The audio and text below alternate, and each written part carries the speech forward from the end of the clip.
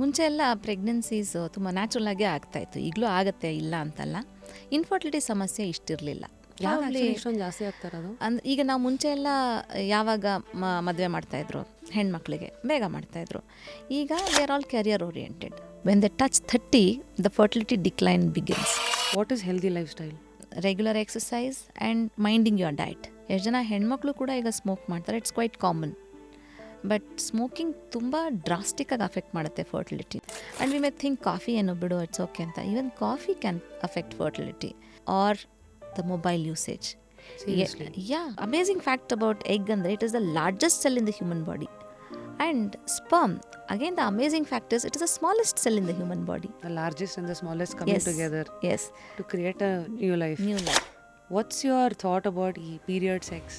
ಒಂದು, to prevent pregnancy. IVF ಇದು ಬರೀ ಕಪಲ್ಸ್ಗಾ who can't conceive naturally. According to the act 2021 ಸಿಕ್ಕಿದವರೆಲ್ಲ IVF ಟ್ರೀಟ್ಮೆಂಟ್ ಮಾಡ್ಕೊಳಕ್ಕಾಗಲ್ಲ. And especially for a woman who is PCO, especially for women who have the tendency to put on weight. You have to lose weight, you have to be fit. There is no excuse. ನಂಗೆ thyroid problem ಇದೆ, ನನಗೆ ಅದಕ್ಕೆ ದಪ್ಪ ಆಗಿದ್ದೀನಿ. No. Starting ನಾನು ಹೇಳಿದೆ, ಈಗ ಹಳೆ ಕಾಲದ ಪಪಾಯ ಪೈನಾಪಲ್ಗಳೆಲ್ಲ ಮಿಸ್ಕ್ಯಾರೇಜ್ ಅಂತ, ಇದು ಇವತ್ತಿಗೂ ವಿಲನ್ನ ಅಥವಾ ಇಸ್ ಇಟ್ ದಟ್ಸ್ ಅ ಮಿತ್. ಹಾಗಾದರೆ ಎಷ್ಟು ಜನ ಇವಾಗ ಅನ್ವಾಂಟೆಡ್ ಪ್ರೆಗ್ನೆನ್ಸೀಸ್ ಬರ್ತಾರಲ್ಲ ಅವ್ರಿಗೆಲ್ಲ ಪಪಾಯ ಕೊಟ್ಟೆ ಅಬಾರ್ಷನ್ಸ್ ಮಾಡಿಸ್ಬೋದಾ? ಫುಲ್ ವಿಡಿಯೋನ ನೋಡಿ ಆನ್ ರ್ಯಾಪಿಡ್ ರಾಶ್ಮೀಸ್ ಯೂಟ್ಯೂಬ್ ಚಾನಲ್.